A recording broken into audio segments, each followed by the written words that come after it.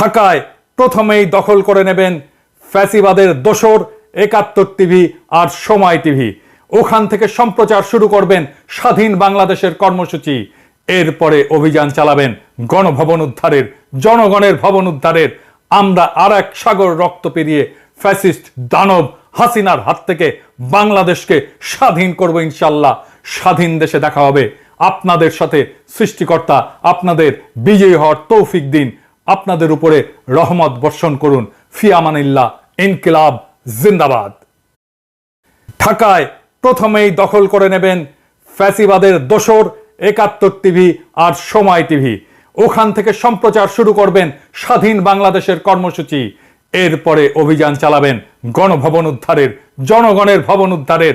আমরা আর এক সাগর রক্ত পেরিয়ে ফ্যাসিস্ট দানব হাসিনার হাত থেকে বাংলাদেশকে স্বাধীন করব ইনশাল্লাহ।